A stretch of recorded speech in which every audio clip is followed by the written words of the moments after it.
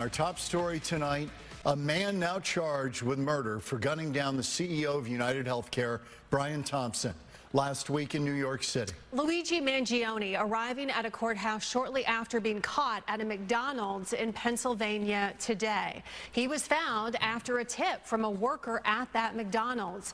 He's facing 5 charges now in Pennsylvania, including forgery and carrying firearms without a license. He's being held without bail while authorities wait to send him back to New York, where he is now charged with murder. Police saying that they found a handwritten note outlining his grievances with the healthcare industry. In America, we do not kill people in cold blood to resolve policy differences or express a viewpoint. And now we're learning more about a smart young man with a privileged upbringing who's now charged with murdering the CEO of United Healthcare. Mangione was valedictorian of his high school and graduated from Penn, an Ivy League university. Although he has no immediate ties to Arizona, one of his former high school classmates lives right here in the Valley. Fox 10's Lindsey Ragas spoke with him tonight, and she's here with more. Lindsey.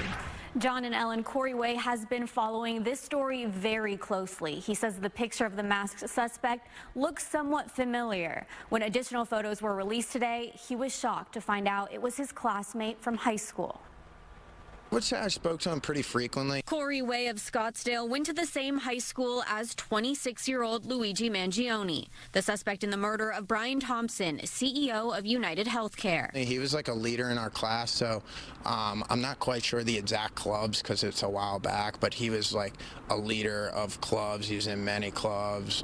He was also like a soccer player as well. Wey says they graduated from Gilman School, class of 2016, a private all-boys school in Baltimore. He describes it as a small high school with about 85 to 100 students in each grade. He spoke at our graduation. Every year they have like somebody who's, exceeds academically and in and out of the classroom, and they have them speak in front of our high school. It's weird saying it, but yeah, he was that person that we chose to speak. So nothing unusual stood out to Wey years ago. Everyone just knew him as like a quiet, reserved, nice kid, and he was obviously really intelligent, and everybody can tell that by his resume, of course. As the manhunt began for the killer, seen on surveillance video shooting Thompson and then fleeing, Wey became interested in the high-profile case, but didn't make the connection. I had no hindrance that it was him. I mean, in the back of my mind, I was like, I feel like that face is familiar, but it was like subconsciously, not really like on the forefront.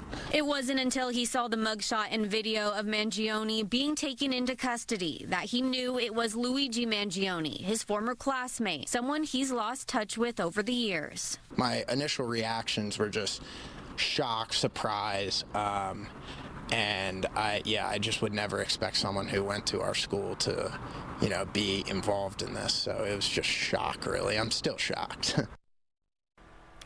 Wey says he briefly kept in contact with him after graduation, but says he hasn't spoken to him in about 4 years. Reporting in studio, Lindsey Ragas, Fox 10 News. Wow, that is so interesting, Lindsey.